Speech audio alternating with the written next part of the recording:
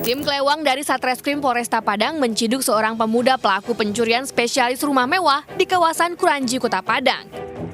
Tersangka yang merupakan residivis kasus pencurian ini ditangkap saat berada di depan rumahnya di daerah Koronggadang, Kecamatan Kranji, Kota Padang.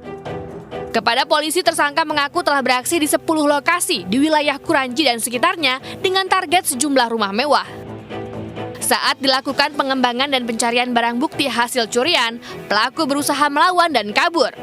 Polisi pun terpaksa menembak kaki pelaku. Pelaku pun dibawa ke Rumah Sakit Bayangkara Polda Sumbar guna mendapat perawatan medis. Selanjutnya dibawa ke Mapolresta Padang guna menjalani proses hukum lebih lanjut.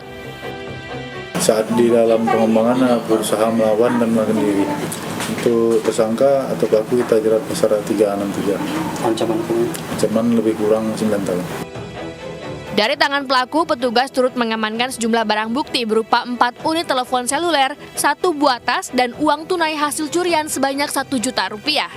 Dari Padang, Sumatera Barat, Budi Sunandar, iNews melaporkan.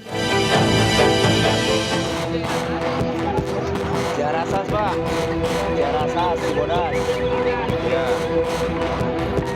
Beginilah kondisi mobil minibus warna hitam pasca mengalami kecelakaan akibat tertabrak kereta api saat melintas di perlintasan kereta tanpa palang pintu di Kampung Ciharashas, Desa Sirnagali, Kecamatan Cilaku, Cianjur, Jawa Barat, siang tadi.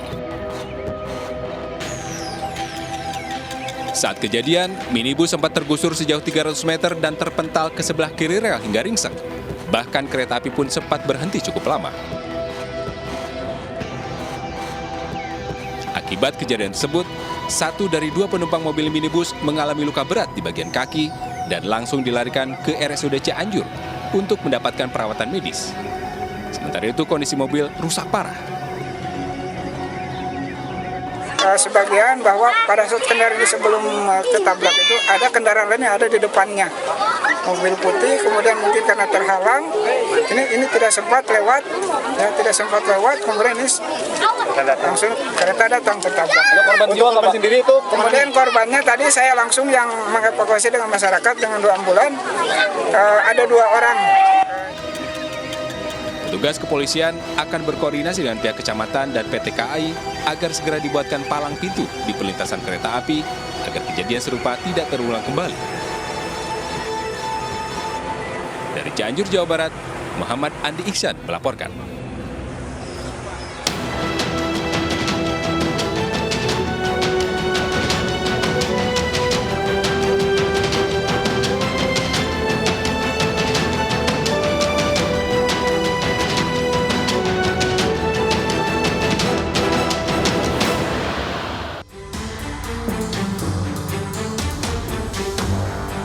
Halo, selamat pagi. Selamat datang di Lapor Polisi. Anda lapor, kami sampaikan. Hari ini spesial banget ya, karena hari ini tanggal 1 Juli kita memperingati HUT Bayangkara yang ke-76. Betul, tentu saja ya. Selain nanti seperti biasa di Lapor Polisi, kita akan tentunya tetap menjadi wadah aspirasi, keluhan, laporan, dan juga apresiasi pihak kepolisian di seluruh Nusantara. Kita juga nanti akan kedatangan bintang tamu langsung dari Polri. Bener banget nih, tapi tetaplah bersama dengan Anita Mai dan juga Pram Senjaya pemirsa. Nah, selama 1 jam ke depan pemirsa, kami juga membahas sejumlah topik hukum dan kriminal yang menjadi topik hangat pembicaraan masyarakat di sekitar kita dan juga di media sosial.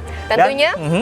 Kami juga memberikan atau membuka laporan pengaduan masyarakat yang bisa diakses kapanpun oleh Anda untuk kami melalui sejumlah channel kami, yaitu di Instagram resmi kami di @laporpolisi_inews dan @official_inews_tv. Iya, dan Anda juga bisa menghubungi kami melalui email laporpolisi.inews@gmail.com. Dan jangan lupa gunakan hashtag #laporpolisi. Baik, Tadi di hari yang spesial ini, langsung saja gimana kita invite pemirsa, di hari aja. yang spesial ini pemirsa di Lapor Polisi kita juga memperingati seperti yang Mai bilang tadi, Bayangkara ke-76, hari ulang tahun Bayangkara ke-76 pemirsa. Nah, ini kita juga telah kedatangan pemirsa Asisten Staf Operasi Kapolri, ada Bapak Irjen Pol Agung Setia. Langsung saja kita invite bersama kita ke sini ya. Halo Pak Agung. Halo, selamat pagi Pak Agung. Gimana kabar Pak Agung? Selamat pagi Mas Pram. Selamat pagi Pak Agung. Iya. Ya. Silakan Pak Agung. Silakan Pak. Gimana nih Pak Agung nih kabarnya ulang tahun HUT Bayangkara ke-76? 76 Iya. ya. Kegiatannya apa aja nih Pak untuk jelang tanggal 1 Juli ini? Memang pemberitaan juga sudah banyak gitu kan ya mengenai rangkaian kegiatan perayaan HUT Bayangkara ini. Ya. Apa aja nih Pak yang Nah, seru? sebelum diulik lebih dalam lagi pemirsa, kita membahas lebih lanjut pemirsa kinerja dan capaian Polri di usianya ke-76. Ya, Kita simak betul. dulu nih sejumlah rangkaian kegiatan Hari Bayangkara ke-76 berikut ini.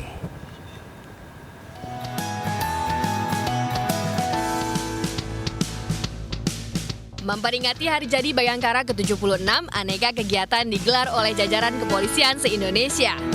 Menempuh jarak ratusan kilometer dengan kecepatan tinggi, tim presisi Katulistiwa Mabes Polri mencetak rekor muri. Rombongan gowes berangkat dari Mabes Polri Jakarta menuju Akpol Semarang. 64 peserta dibagi dalam 2 tim, yakni tim Garuda dan tim Arjuna. Dengan menempuh jarak sejauh 508 km dan kecepatan minimal 22 km per jam. Perjuangan siang malam tim gowes Mabes Polri itu berbuah manis karena berhasil memasuki gerbang masuk Akpol Semarang kurang dari 24 jam sejak keberangkatan. Capaian rekor itu pun diabadikan dalam catatan Museum Rekor Indonesia atau MURI. Sementara itu puluhan putra-putri dari 14 provinsi di tanah air turut ambil bagian dalam perlombaan seni dan budaya dalam acara Malam Nusantara Gemilang. Acara yang digelar di Ciputra Artpreneur ini dihadiri oleh Kapolri Jenderal Listio Sigit Prabowo, Menparekraf Sandiaga Uno, serta Menteri Pemuda dan Olahraga Zainuddin Amali. Alhamdulillah pada malam hari ini merupakan beberapa rangkaian kegiatan dalam rangka memperingati Hari Bayangkara yang ke-76. Kegiatan malam hari ini merupakan Gemilang Nusantara yang menampilkan seni, tari, kemudian juga berbagai macam kebudayaan yang mengangkat kearifan lokal dari mulai Aceh sampai Papua. Di Kalibaru, Cilincing, Jakarta Utara, Polri membagikan 4.700 paket sembako kepada warga kurang mampu. Diharapkan bantuan ini dapat meningkatkan kesehatan dan perekonomian masyarakat di sentra pengolahan ikan asin Kalibaru. Warga merasa terbantu dan berterima kasih atas bantuan sosial yang diberikan dalam rangka HUT Bayangkara ke-76 ini. Tim Liputan, iNews melaporkan. Wah, kayaknya ini rangkaian untuk mengikuti atau menjelang HUT Bayangkara 76 hari ini panjang sekali. Rame juga ya, harusnya kita juga ikutan ya Pram ya kemarinnya mau ikutan goes ya. Nah Bapak itu tadi yang kemarin goes Pak, ini berapa gimana orang Pak? Dari berapa Pak? kemana Bapak?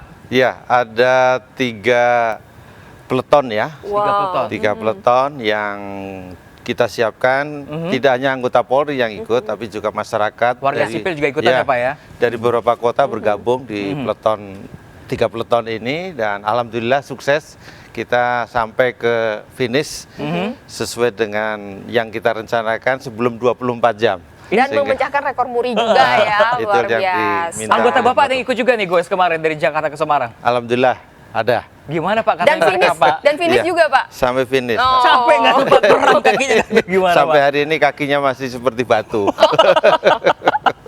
Oke, Keras ini ya. dalam rangkaian acara ini kan tentunya ada euforia yang kita rasakan gitu. Iya, Salah satunya iya. tadi kita saksikan ada Malam Nusantara Gemilang begitu ya Pak ya. iya. Itu ajang lomba seni dan budaya. Jadi nggak hanya olahraga aja ya? Betul, nggak hanya olahraga, seluruh Indonesia. Nah ini kan melibatkan seluruh masyarakat dari provinsi, semua provinsi di Indonesia. Ini kalau bisa dikatakan harapan utamanya untuk melibatkan seluruh masyarakat Indonesia ini apa nih Pak harapan? Iya, sepertinya hanya tampilan tari, tampilan seni ya. Betul. Tapi sebenarnya di dalam prosesnya kita meminta setiap tim itu terdiri dari berbagai suku bangsa. Oke. Sehingga kemudian kita lihat dari Papua sampai dengan Aceh itu ada semua dalam satu tim.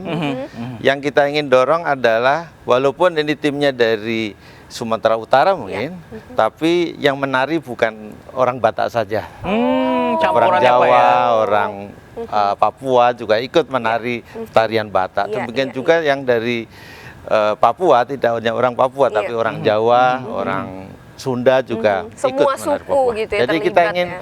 memperkenalkan bahwa kita kaya akan seni dan kemudian kita semua bisa menjadi bagian dari itu semua. Betul. Nah, Bapak tadi udah ada giat segala macam, kolaborasi dan olahraga dan seni budaya. Lalu apa Pak terobosan yang telah dilakukan Polri di usianya ke-76 ini? Nah, ini yang sudah dicanangkan oleh Bapak Kapolri dengan presisinya. Kita ingin bertransformasi di 4 bidang. Yang pertama adalah transformasi struktural atau transformasi di bidang penguatan organisasi. Kemudian yang kedua transformasi di bidang pelayanan publik, ini yang utama yang diharapkan oleh masyarakat tentunya.